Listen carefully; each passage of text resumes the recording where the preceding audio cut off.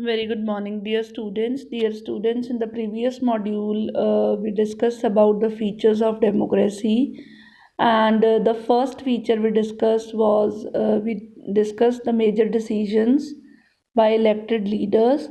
So we discussed the first feature, which was in a democracy, the final decision-making power must rest with those elected by the people, and we took the example of Pakistan where the final decision was in the hand of a person who was not elected by the people. He was a ruler, but he was not elected by the people. So we cannot call Pakistan a democratic country. Free and fair electoral competition. The second feature we are going to discuss now.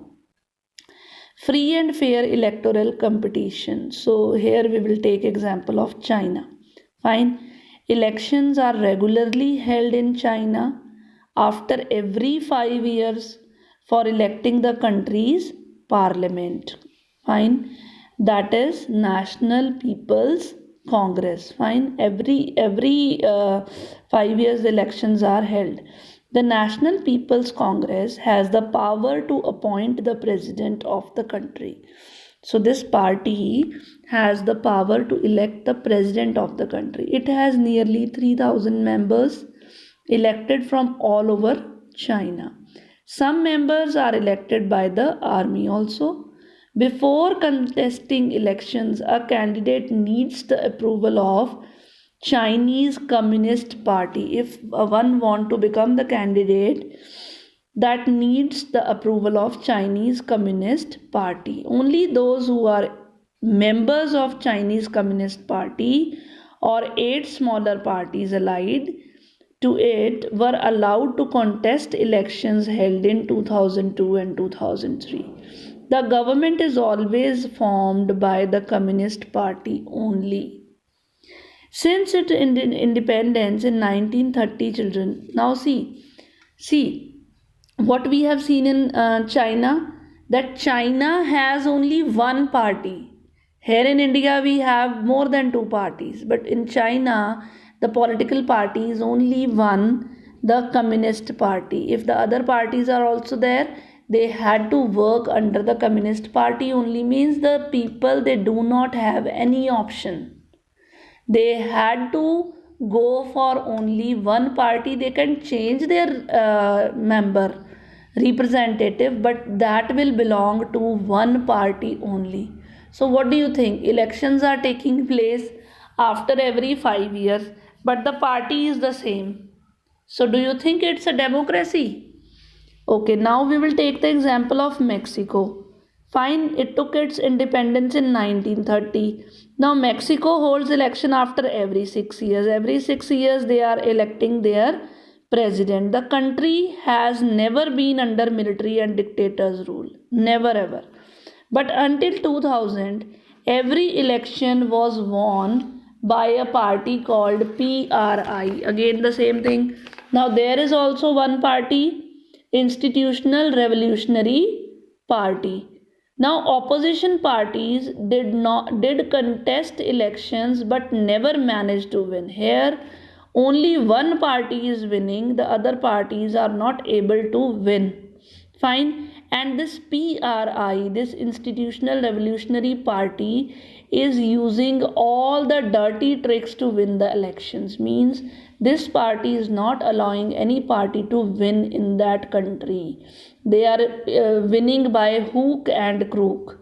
Fine. All those who are employed in government offices had to attend its party meeting. Fine. Fine. It's very compulsory. Teachers in the government school, they are forced to tell the parents to vote for PRI only. Media largely ignored the activities of opposition political parties except to criticize them. Even the media is also under their control. And sometimes the polling booths were shifting from one place to another in the last moment. Means this party, once elected, is now doing, winning the elections by hook and crook. The PRI sent a large sum of money in the campaign for its candidate, and they are, giving the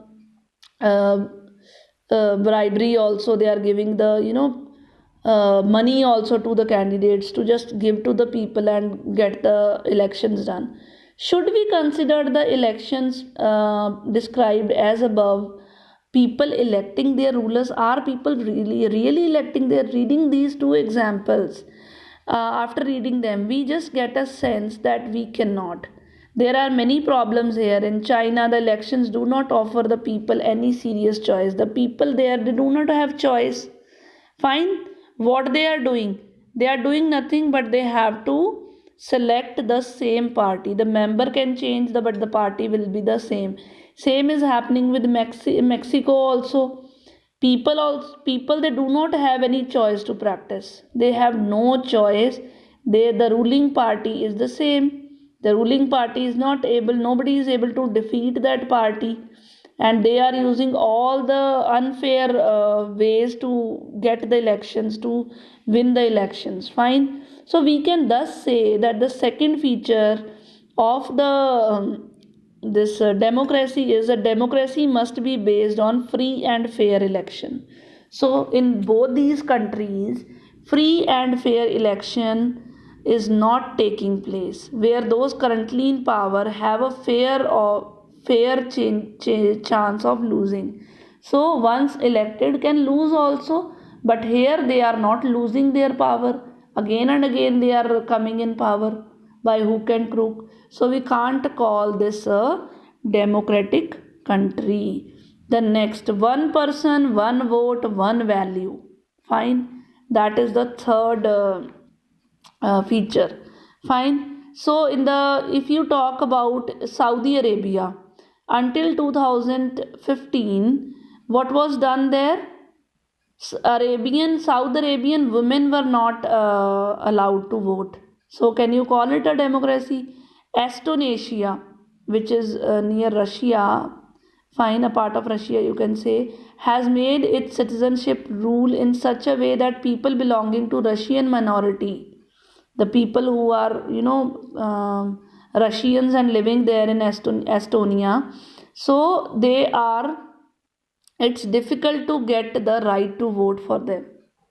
They are not getting the right to vote. So how can you say that this country is a democratic country when the people there are not getting the right to vote? Even this happened in Fiji also.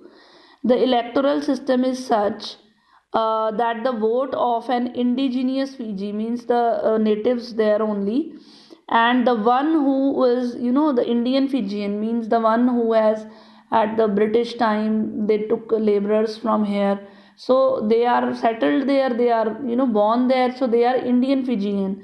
So the value of Indian Fijian is much more less than the indigenous Fiji people, means those who are natives of that country. So how can you say that it's a democracy? Democracy is based on the fundamental principle of political equality. So here, can you say this? So the third feature is, in a democracy, each adult citizen must have one vote, and each vote must have one value. So here you have not seen the same value, so you can't say it's a democracy. Then next comes, children, next is rule of law and respect for rights. Fine. Rule of law and respect for rights. Now take the example of Zimbabwe. Now they got independence from white minority rule in 1980. Fine. Since then the country has been ruled by ZANU PF. ZANU PF parties ruling them. That led the freedom struggle. They led the freedom struggle. They got the freedom, and from till then its leader, Robert Mugabe, ruled the country since independence. Now the ruler was ruling the country since independence. It helped in getting the independence. Elections were held regularly and always won by ZANU PF. Again, same thing happening here also. Elections are held and only this party is winning. President, who was the president? Mugabe. He was popular for the unfair practices in elections. They are also not using the fair practices. They are using the unfair. Over the years, the government changed the constitution several times to increase the powers of the president and make him less accountable. Means they are again and again changing the constitution. The changes are taking place in the constitution just to make him powerful and less answerable to the people. Opposition party workers were harassed and their meetings were disrupting. The oppositions, they were not able to held their elections. They were disrupted. Fine. Public protest demonstration, that was also declared illegal. Fine. There was a law that limited the right to criticize the president. Fine. Nobody can criticize the president. Television, radio, that was all controlled by the government and gave only ruling party's version. Only the ruling party was, they were talking about the ruling party only on the television, newspaper. Even the newspapers, independent newspapers, the journalists were also harassed. Fine. The government ignored even the court judgments also. They were not paying attention to the court judgments which were against them. Fine. And he forced them out of office in 2017. In 2017, fine. He now, if you take the example of Zimbabwe, the most the that shows that popular approval of the rulers is necessary in a democracy. Fine. But it is not sufficient. Popular governments can be undemocratic. It was very popular with the people, but it was undemocratic because it was not rule of law was not there, and respect for rights was also not there. People's leader can be autocratic also. If you wish to assess a democracy, it is important to look at the elections, but it is equally important to look before and after the elections what is happening. There should be a sufficient room for normal political activity, including political opposition also. Fine. So this requires that the state should respect some basic rights of the citizens. So here the basic rights of the citizens were ignored, you can say. They were not free to think, to give their opinions, to express them in public. They cannot form association, they cannot protest. So everyone is equal in the eyes of law, but these rights must be protected by an independent judiciary, which whose orders are obeyed by everyone, including the president. So similarly, there are some conditions that apply to the way of government is run after the elections. After the elections, how the government is working, that plays a very important role. So a democratic government rules within their limits set by constitutional laws and citizens' rights. So here the president was not working according to that. So we cannot say it's a democracy. Thank you and have a nice day.